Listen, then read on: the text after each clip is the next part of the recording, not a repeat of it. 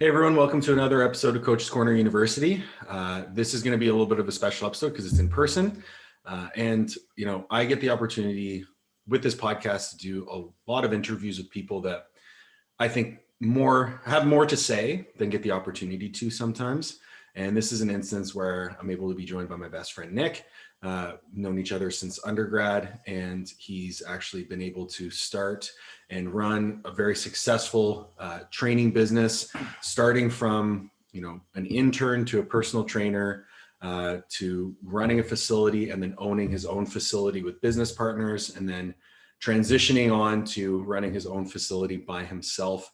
I think his story is one that needs to be heard, especially by young coaches, and it can share a lot of perspective.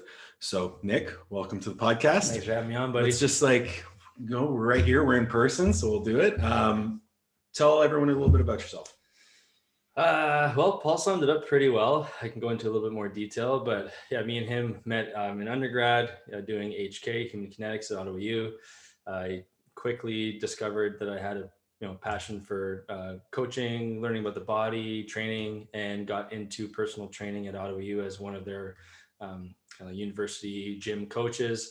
It was a great part-time job while I was in school, kind of scheduling clients in between classes and workouts and stuff. It was kind of a nice way of just making a little bit of money while learning more about the field and getting into that industry.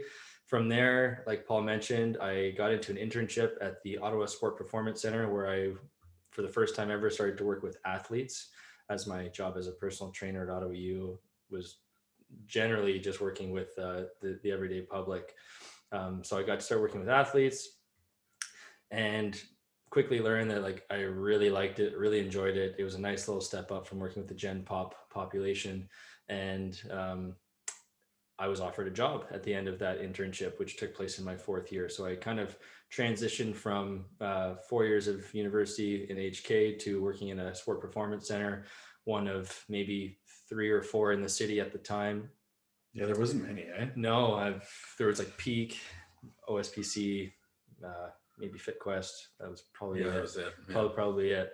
And now there's a bunch more now, but so I started working there, went from part-time to full-time. I was still doing a few clients at Ottawa U. And then just kind of took on a bigger role at a OSPC, became kind of like the assistant to the head strength coach and kind of helping manage the gym, running the gym with my former partner, Scott Heffernan. And, enough years of that, 2, 3, or 4 years, maybe even 5 years of that. We got to the point where it's we can do this on our own.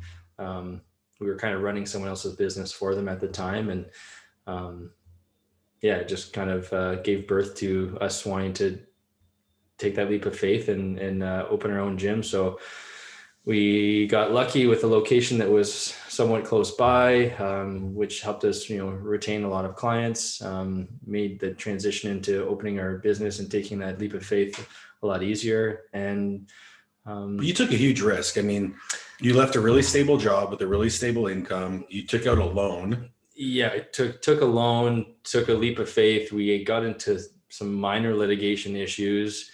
Luckily, the contract that we had signed with them had a few holes in it and wasn't too professionally done. So the legal advice from our lawyers were just to run with it, that we'd be fine and not look back. Even though going through the whole process, there was always that that fear, that shadow of doubt that one day we would get a nasty call or a letter or something. You start making good money, and then you get that call. It's hey, by the way, you owe us all this. Yeah. So we went with it. We found a spot that was vacant, ready to go. It was already a gym. We just had to give it a little bit of a facelift. All of our clients gladly followed, and the business just kind of started from there. And 6 years later, we just had our 6-year anniversary last month, or even just a few weeks ago, 3-4 weeks ago. And lots has changed since we opened the doors. I started with 3 partners, went down to 2, and now it's just myself and a fantastic team of coaches. The business has grown and developed an incredible community, which is why this last year has gone as well as it has, despite the pandemic. We've had an amazing community supporting us throughout all the closures and lockdowns. We're currently in our 4th lockdown. our fourth closure in 14 months. So that's been really challenging, but all the hard work and blood, sweat, tears, all the effort that we put in, leading up to last March, I guess, has really kind of paid dividends in our ability to be able to fight this crazy time that we're living in right now. Yeah. So you touched on a few points that I think we really need to dive into, because, you mentioned yesterday when we were chatting about doing this podcast, you're like, hey man, like if you want to talk about programming, I'll have to brush it up a little bit. And it's funny because like we get into this because we love training, we love coaching, we love, the science, the practice, everything that goes along with that. But as soon as you become a business owner, that has to come first, right? So how was that transition for you in terms of, I know you're still on the floor coaching quite a bit. Yeah. But, unless you have the behind the scenes running, nothing happens. Yeah. So I think that's something that kind of organically happened. I was a trainer. I was not a businessman. I was a coach, and that's all we kind of knew. I mean, we were running someone else's business for them prior to Capital Strength being established in 2015. So we had a good idea of how to handle the ropes, but we really learned a lot of it on the go once the doors were opened at Capital Strength. And I think I truly was still just working in the business or for the business for probably 3 years until like 2018. That's when we already kind of lost one partner. I was going through separation with a second partner. And that's when it really hit me. I went to a Eric Cressy coaching business seminar with Jay McCullough in September 2018. I'm pretty sure it was. And that's when I really started to realize, that conference kind of sparked a fire into my butt, and I started to read a ton of books, and I started to really realize that like there's working in your business and there's working on your business. And I was guilty of just working in my business, like on the floor, making programs, coaching people, taking payments. And I mean, that's all and fine and good. And it helped me establish a culture in my gym. It helped me establish like a philosophy, a culture, and me being on the floor as much as I did kind of help, bring in the great people that we currently have there today. But at some point you need to realize that like, there's like kind of a hierarchy of roles within a business. There's, the workers, the managers, and then there's like, the visionary. What book was it that I read? It's a little white and blue book. I'll get back to you with the name, but that's the book that really like opened my eyes. I was like, fuck, like I've been just working in my business this whole time. I need to start working on my business. And what that requires is you like letting go of certain roles and responsibilities and delegating them down to other staff, which took me a little while to like groom up and like make them efficient at being able to take on these roles. And it's hard because like I'm kind of a control freak at times, or I have been, or I was, and you learn to, and I still kind of am, you become more of a micromanager, I guess, once you get into the role that I'm in now, but you need to learn to let go. You need to learn to trust people. You need to invest in people to make sure they have the skills and the abilities to take on the roles that you want them to, so that once those roles are off your plate, you're able to do better things for the business. So like, I can't be writing programs anymore and expect my business to grow. I need to be recruiting business, creating contracts, reaching out to people, making connections, just brainstorming ideas, and then like trying to materialize those ideas. So I started to like, I think I renovated the gym. I made an office for myself, which also really helped because in the earlier days I didn't have a dedicated office. You're working on the bar. I was working like in the lounge, which is like a highly distracting area. So things really changed once Scott and I parted ways. I had to really put myself in the driver's seat of the business, and then put full trust in, my employees and in the system that I had kind of created and developed, so that I could do other things to help the business grow. And that's kind of where my focus has been the last, 2-3 years, is just kind of continuing to grow the business, maintain the integrity of everything that I've built, keep the culture strong, the community strong, and just keep business coming in and trying to like make everybody that works for me busy, try to create work for everybody. So I kind of set it up and they knock it down. And so far it's been working really well. So yeah, I went from, only ever reading about training and thinking about training and just training to evolving into more of a businessman through like reading and just kind of getting thrown into the fire. Like I never would have opened the gym by myself. I had 2 partners for a reason. There's a three-person team there. But now looking back, like this was the best thing that ever happened, was just being by myself, because the business is in the best kind of hands and best shape that it's ever been, best health it's ever been, despite the pandemic even. So things all kind of worked out really well, but there's definitely a really good kind of evolution of where I started and where I am today in terms of my goals. I remember specifically there was like a very much a transition point where I remember Scott had just left and you and I had a conversation of like, hey man, like you are your business now.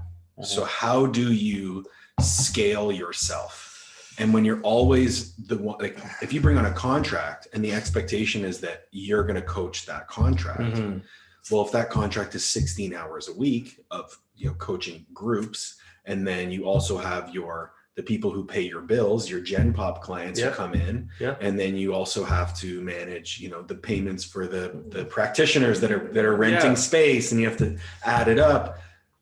I think the best thing that you did in your evolution from the partition, like as Scott parted ways, was surrounding yourself with good people and training them and then letting them be them. Just investing into good people and letting them do their thing. And it's funny you mentioned that whole thing about like, the contract, and like, for those who know that or don't know, like Capital Strength is the official strength and conditioning partner for the Ottawa Mavericks, which is the nation's largest volleyball club and has been for the last 35 years. So that's kind of our biggest athletic contract. And, when Scott left and it was just me, I was like, how am I going to be able to keep these guys on and like be the face, keep them happy and be the face. And I just needed to have a bit more confidence, which you just kind of get as you go, that like the systems that I've created are good. The people that I've hired to run these systems and facilitate these programs are even better. And just slowly kind of transition myself out where maybe I was working, 50% of the time with them to maybe 40 to 20%. Now I barely even touch the Mavs. I oversee a lot of the things, and I work with their executive and president to make sure that we're putting on the best program possible for their athletes, and that my coaches are putting on the best possible product and service. But aside from that, like my coaches are the ones who are killing it and keeping the kids healthy, strong, and keeping that contract alive, because I'm not working on the front lines anymore. It's all them. But when you do, it's a treat, because they're all like, oh, Coach Nick's coming on. Well, yes and no, because some of the younger kids don't even know who I am. They're like, who's the old guy? Right? Whereas before, like, I was like, oh, Nick's here. Like, hey, so I'll stop in on a Sunday sometimes and I'll see some of the older kids that were, the younger kids when I was coaching, and now they're growing up and, they're moving on. But it's kind of at a point now where it's kind of a good thing. It's just like, they don't know or don't expect Nick Haince to be on the floor coaching them. It's because they don't need it anymore, because you've trained your coaches. Like, you've hired great people. I remember when you brought on Alexis, just to help with like administration and shadowing. Yeah. She was this little voice. And then now she's out there. She's the face. Yeah. Like, she does an awesome job. There's nothing in that gym that she can't do or handle at this point, which is a huge turning point from where she was as a little intern, desk girl, whatever. Right. So she's been an amazing asset to the business, just like Ian has. And the two of those guys have helped kind of grow this business to where it is today. They're truly kind of like my unofficial partners at this point, right? Sure. So it's been cool. It's been really cool to see the business get to where it is, because there's a lot of times in the earlier days, and this goes out to all the people who want to open a gym and have dreams of opening a gym. There's a lot of times in the earlier days where I was working from 6 a.m. to 10 at night, driving home to Stittsville, 30 minutes, 40 minutes at night, just to be able to eat a meal, hang out with my wife, watch like one episode of whatever on Netflix, and go to bed and do it again. And you're driving home and you're like, how much fucking longer can I do this? Like, how sustainable is this? Like, how am I ever going to have kids, a family, and this and that? And little did I know that all those hours and shifts and weeks and months of putting in those types of hours, they laid the foundation for what I now call, my business. Right. Right now it's, I run 7 days a week when we're open and we're not locked down. It's profitable. I've provided jobs for a handful of people that are all have flourishing careers right now with a lot of happy clients and a great community behind it. So now I can sit back and be like, the sacrifice was worth it, but there was a lot of dark days where I just didn't know if it was going to pay off. And it's not all that it's kind of cut out to be. Being a business owner is there's a lot of ugly things that come along with it. And to say that Casey and I's relationship was all like sunshine and roses is a lie. Like there was a lot of, my wife is like my biggest cheerleader and biggest source of support, because without her, I probably would have been, divorced and single and maybe not even wanting to do this anymore. So yeah. So, I mean, you need to have a good support system. For she sure. was definitely that for me throughout those tougher times. So yeah, crazy, man. So aside from your staff, like this is something, like staff is one thing, but support in terms of like professionals is another. And so recently with Coach's Corner, we've taken we want to grow our business. So we know marketing is a huge piece. So you and I had a conversation about branding and marketing, Mm-hmm. and something that you've done very well is create like capital strength, not only as a gym, but as a brand. Mm-hmm. So if you see the C, or you see green and black, if you see anything like that in this city and you are at all familiar with training, that that's capital strength. And, I remember when you were coaching Robin, like at the beginning. Oh, yes. And then, he transitioned into the marketing business. And like, I feel like there's a lot of people like that. Even Luke, your accountant. Yeah. Like they're guys that you either trained with or trained that, now are like an integral part of my business. Yeah. Okay. So the question would be, what advice would you give to a young coach or a young professional in fitness who's looking to either build or grow a brand? Like, what are some key decisions that you made that you feel led you to where you are?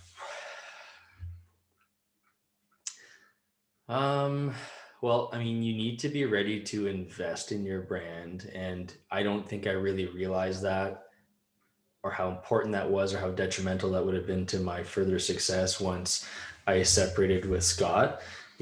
Scott, for those who don't know, like he brought a lot of professional hockey players to our gym. There was a lot of high paid, high profile guys. There's a lot of clout. Yeah, exactly. A lot of clout that he brought, and that kind of helped build our brand or set the stage for our gym. And when he left and those guys left with him, I was like, oh man, like what's Capital going to be known by if we don't have like all these pros guys, right? And I still had like a really good like fair share of high level hockey players. They just weren't all like contract guys. They were maybe up and coming guys, but that was a turning point, summer 2018, where I was like, I need to double down on my marketing, my branding, and invest in my brand so that the name Capital has a lot of substance to it and has like, it's a thing. So I gave, so up until that point, we didn't put a whole lot of eggs in the marketing basket. It was very word of mouth based, and we still very much are. I think the fitness industry is always going to be word of mouth based. Like, for sure. You have to have a reputation. Yeah. Like if, your clients, how many of your clients have given you more clients? Oh, I don't do any marketing. That's it. Right. So it's all like, Paul's great. He's awesome programs, great success. I lost weight or I gained muscle, like go see him. So same thing with Capital Strength, but I was worried that the word of mouth wasn't going to get me to the next level, and it may or may not have, but I took it upon myself in summer 2018 to be like, all right, I need to start paying like a monthly budget out to my marketing guy. We started going ham on social media. The green and black was starting to friggin' appear everywhere. We started doing like daily posts on social media. It's just like constant content. We started doing clothing and giving out clothes, selling clothes, and just trying to get the brand like recognition like up, because I didn't want that to die. And that was something that I wanted to put a lot of effort into as I was separated with my partner, because I was kind of self-conscious that Capital Strength's brand at that time was going to fade away with some of the people that were going to leave with it. And I think I was a little hard on myself, as I usually am, but that fear motivated me for to sure. do something that I hadn't done yet, and it definitely paid off. Like I think we had 2 years of like 3 to 5 posts a week on our social media. Our following definitely shot up there. Brand recognition shot up there. I started putting money into like clothing and stuff, which is, you know, any gym who does clothing and stuff, like it should never be about making money. It's marketing. People are wearing your stuff out there. Sure. They're wearing your name. They're talking about your name. And that I think has paid off, and I still do it to this day. Even more so, we do paid ads now, and you know, especially with the pandemic, the marketing has paid off because people are Googling new gyms to find and go to. And because we've put so much effort on that back end of things, we now populate very high on the Google list. Okay. So, I mean, our brand is just getting stronger, and it's hard to see that in the beginning. Like, oh man, like it's so much money. Like, and you don't know if you're ever going to get the return on your investment, Right. But you kind of just need to like find a comfortable amount for you or for your business and just like lock it in and just ride it out. Obviously, having good people work for you is going to be another part of that equation. Mm-hmm. I trust Robin. He's had my brand in his hands since day one. He's completely shaped the way it looks, feels, sounds. And I love what he's done with it. So I had no problem ever paying him to help continue growing that. And looking back now, I don't regret $1 spent on anything marketing related. I think we probably have one of the best websites in the city. It's I would agree. Really sharp. Yeah. It's really sharp. All the videos. Although your front picture, it's changed. It's changed. I don't like it. It used to be Paul for a long time. So we've had a couple of facelifts, but you need to grow as a business. You need to keep evolving and kind of pivot with the times that are changing. And I'm really happy that I made the decision to invest in that piece early on because it's paid dividends, and now we have a recognizable brand in the city. And now the gyms are kind of dying off because of the pandemic. We remain kind of at the top for one of the top gyms, if not the top gym in the city for what we do with athletes and general pop. So it definitely paid off. So the other thing that I wanted to touch on is I don't think enough young coaches or young business owners put enough energy into diversifying their revenue streams. So when you have a gym space and your gym is large, like it's like 5,000 square feet, 5.5. There's a clinic. There's a bit of we've redone it now. So I think it's 5,600. We'll say. Okay. So 5,600 square feet, you've got to pay hydro, AC, you got to pay all your utilities, insurance, everything like that. Yeah. So your overhead for a facility like that is large. And as a business owner in the fitness space, you can never bank on memberships, especially because your business model isn't memberships. No, it's taking more of a turn that way now that our Capital Crew program is growing, but it never was intended. Right. We did a lot of one-on-one training and a lot of athletic off-season or otherwise in-season training that generated a large portion of our right. So now in terms of revenue streams, you've got your Capital Crew class, which is like a Gen Pop, which is cool because it's Gen Pop, but you train them like athletes. They warm up together. They do strength, and we have some ex-pro athletes, like national volleyball players, ex-NHL players, and we have some ex-athletes in our program, which makes it even cooler. Cool. But for sure. So you have your Capital Crew class. Yeah. You have your at like club contracts. Yeah. You've got a few hockey teams in the Mavs. That's right. We have our off-season hockey program. Personal training, the clinic. So he's got one RMT, 2 Kairos. That's right. We have our app. So all the remote coaching that we can provide through the app. And I'd say that probably makes clothing. A little bit of merchandise, clothing. Yeah. That probably makes up the majority of what we do. Just trying to think otherwise. So in terms of like, there's several revenue streams, and during the pandemic, you've been able to maintain, I think the bulk majority of your membership base for the Capital Crew, for the most part. But the clinic's been able to stay open, so that's a source of revenue. You've still been able to sell merchandise, which is a source of revenue. So and all the remote and virtual training. So what I wanted to hit home is, and this is something that I as a business owner am learning, is like the more verticals you have, the more resilient you are. Yeah, some people argue differently though, that like you want to be niche, you want to be like all in on one thing, really specific. That's where you're going to differentiate yourself from the other. And there's two ways to looking at it, I think. I mean, that's all great. And like a guy like Eric Cressy, who's like full on fucking baseball. Yes. Yeah. That's it. That's all he does. Baseball, baseball, baseball. And he kills it. So but like, even within baseball, he's got multiple verticals, right? He still has people so coming like into his gym. training, one-on-one training. Yeah, true enough. But yeah, I mean, it's just like, your personal finances. Like, you don't just want to have your paycheck. You want to have investments from stocks. You want to have maybe some real estate. Maybe you want to have some physical metal, like, I don't know, cash. Like, you want to have different revenue streams in case something hits the fan. And this year, I mean, luckily for us, like, yeah, our Capital Crew memberships were continuing on throughout the lockdowns because we have a great community of supportive people who want a gym to come to when this is all over. But our virtual, remote, and contract revenue streams were still going. Right. So it was kind of, while one revenue stream was down, the other one was still going. So you're still not making the same money that you normally would, but you're more resilient. You're not at risk of closing the doors like so many other gyms have. That's right. So we were lucky there. But sometimes I can say that it's almost like a little overwhelming when you have so many revenue streams. Sometimes I feel like I want to streamline, but I know that like they're all working. So it's like, why?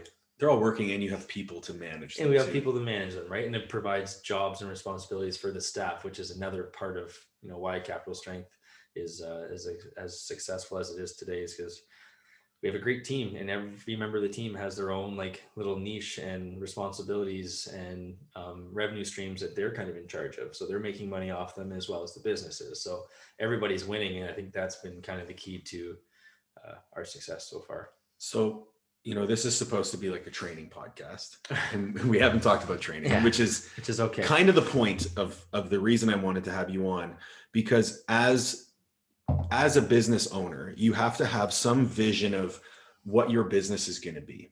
And I went through this when I launched the app with Jay. It was like, I want something that's going to help people. So the MetriLife app was the way I felt I could scale my influence and my knowledge base to the widest variety of people and say, here is how you can improve your life.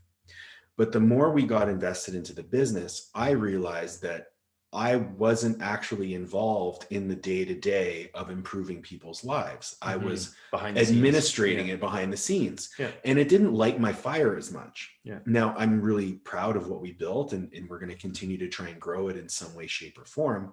But now with Coach's Corner, where I actually am interacting with people, and I am behind the scenes, and I have a good bit of both. People seeing your face. People see my face. I get to do the live Q&As. I get to do the education piece. So for me, it's been the best of both worlds. Plus I have my coaching on the side where I do that as well.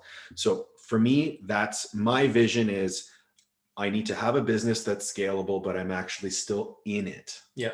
How do you, because I know you love the coaching. So how do you find the balance of behind the scenes and on the floor?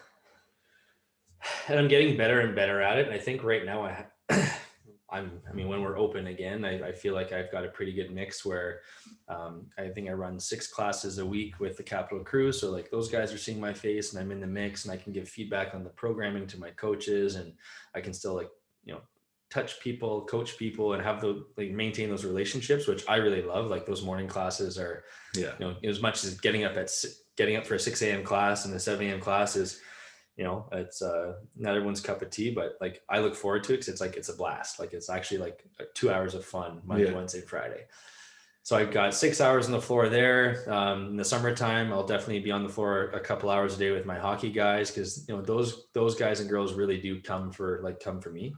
Right. Those are your pros or pros, college. Yeah. Like they don't just come for me, but it's, I've kind of brought them here. So if I'm not there, they're kind of like, oh, like, where's Nick?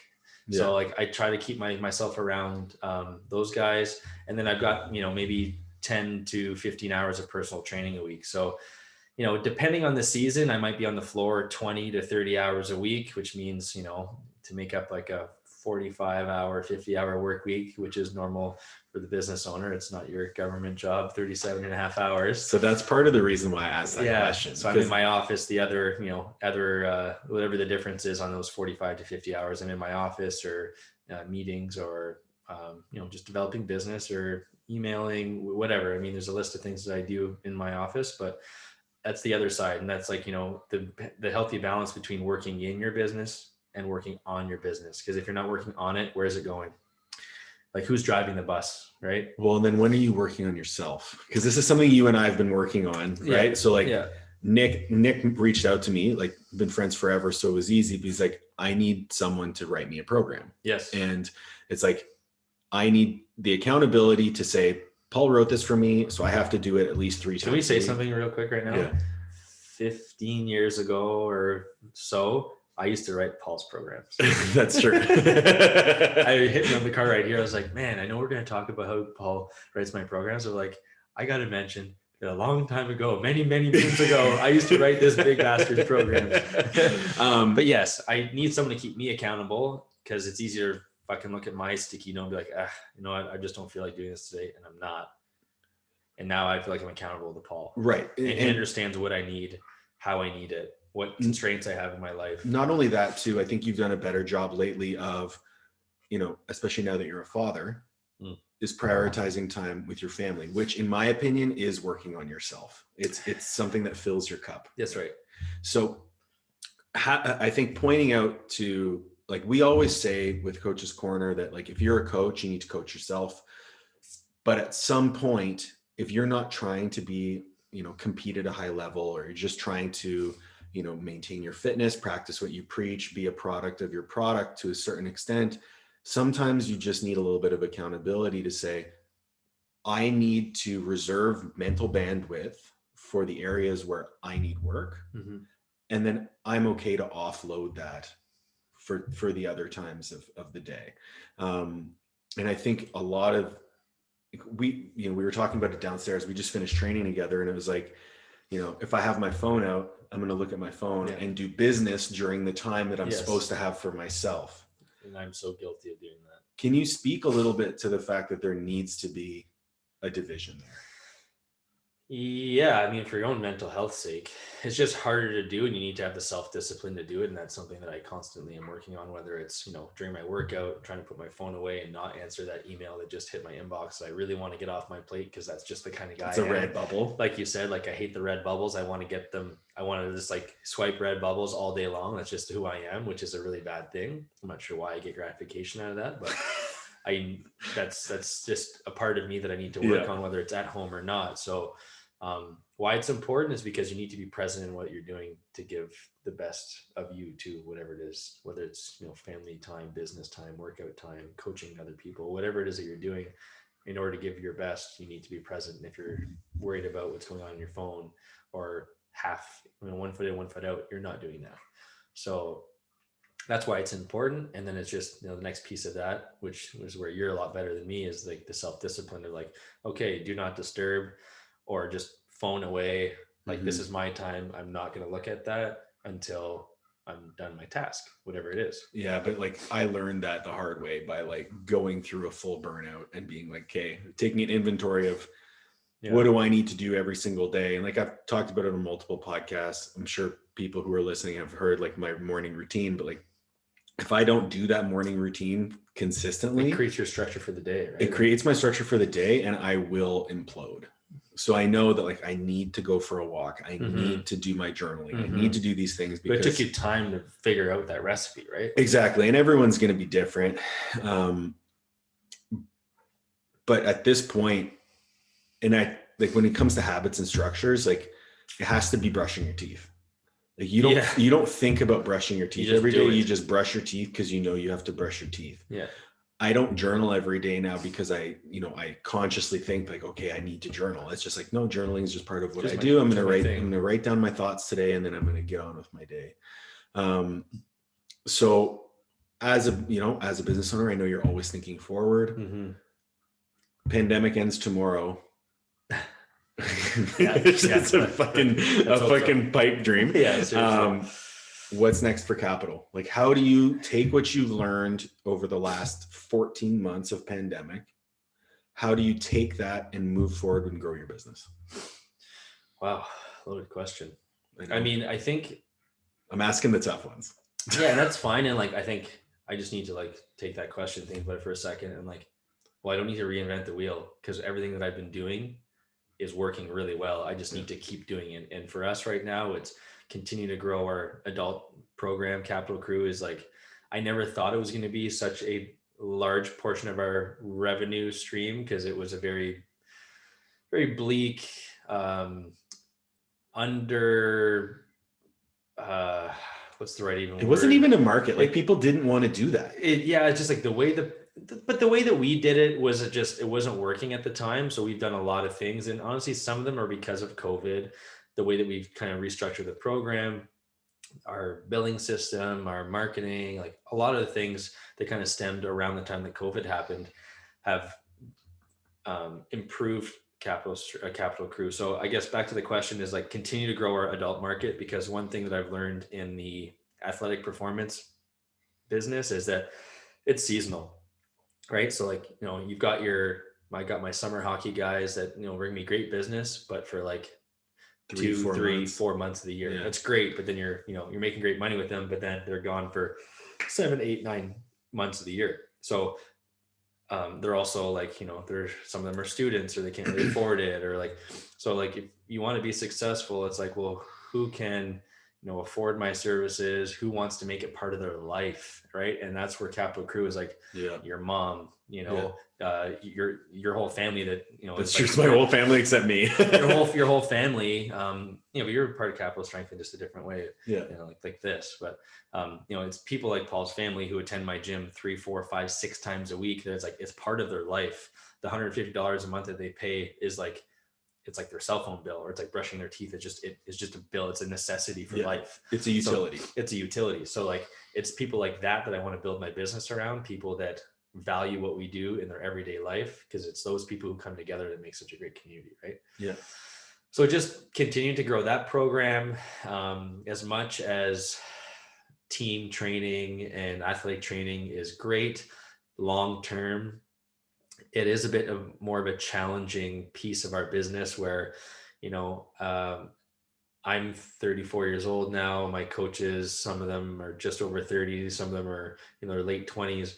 They can still do the night shifts and work weekends and stuff like that. But sustainably, like, what kind of business can I run that's going to work for people who have families? And you know what I mean? Unless I want to have just a high turnover of young trainers, which it's an idea, but like, I really like the team I have now. And as long as they're around, I want to work with them. I want to keep them happy. So it's like how to keep them happy. So finding a way to like, but I also love working with the Mavericks and having that part of our business. So it's like finding a way to find the balance between providing service to that type of population or those types of contracts while not burning out my staff or forcing hours on them that aren't really going to be, they're not really going to be conducive to like a family life. Cause like I've found a really good family balance right now because of the role that I'm in, but it's taken 5 years of like grinding or more to get to this role. So they still have some time to put in to get there. But so that's another piece of just like, finding more daytime business, more less evening and weekend stuff, while still being able to maintain the athletic income and revenue and just those kids coming through our doors, but just trying to find more of a balance there. I think that's kind of the end game, coming up with more e-commerce product. We just started our movement project, which is like the first e-commerce product that we've developed yet. And we're going to talk about that, but I think so like more things like that, and just different revenue streams, and the ones that are low right now, kind of building those ones up. The big thing I'm hearing right now, and the big thing I hear from a ton of young coaches is like, what do you want to do? I want to coach athletes. Yeah, sure. It's like, okay, that's cool. Everyone does. But the problem is athletes will never pay your bills. And this is something that we came up, we're like, I want to train athletes. We both did. Yeah. I trained athletes for, 7 years at the collegiate level, and, newsflash, college strength coaches don't make a lot of money. They burn out really quickly. Yeah. So right now I still get to work with a ton of power lifters, but I would say, I think 30% of my clients are Gen Pop. They don't want to compete. They just want to, perform better and look better. That's it.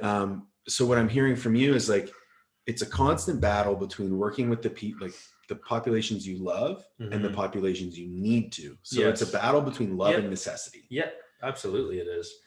And the longer you're in it, the more you realize that the athletic population isn't necessarily going to pay your bills all the time, or you just don't want to be in that spot where you're relying on them for your bread and butter. So that's where, the growth of Capital Crew in the last 18 months to 2 years has really shed some light on, what, I think this might be the direction we want to take our business in. If we end up losing the Mavericks or servicing them somewhere else, we can make more classes, have more time for PT, hence, the creation of the studio while the pandemic was on. Yeah. It's just more training space for Gen Pop during our class times. More online stuff, because that's proven to be great, and there's a lot of people who love it. And I mean, again, thanks to the pandemic, I'd never done a virtual Zoom workout ever before. Never even thought about it until now. And now, like, the whole staff has clients that they service that way. And I've been servicing some clients for over a year now like that, because they just outfitted their whole basement, kind of like you did. Yeah. They've got a gym. They're happy. They don't have to leave their house. They get their coaching. They have their gym. They're happy. They don't need to go to a gym anymore. And some are more scared about the pandemic than others. So I think it's like, find a population that can afford your services, that value your service, that they want to make it a part of your lifestyle. And those are the people you can build a business on. And like, that's what you currently have. And that's what made you want to leave your cushy job, 9 to 5, work from home, benefits, salary, all that, because you found a community of people that value you so much that now you're a utility to them. Yep. Exactly. You can have business. Exactly. So let's chat e-commerce. Yes. It's like the name of the game now with the pandemic has kind of brought up the fact that e-commerce is just a very resilient industry to be in. Mm-hmm. Tell me what's Movement Project? Yeah, so the Movement Project is something that two of my coaches, Coach Lex and Coach Ian, kind of came up with.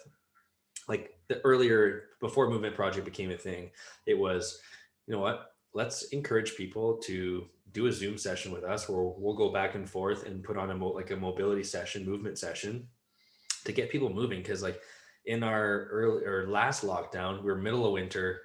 If you're not an outdoorsy person, or you don't like winter, you're not going anywhere. Minus 20, fuck that. Yeah, gyms are closed. It's minus 20. It's snow outside.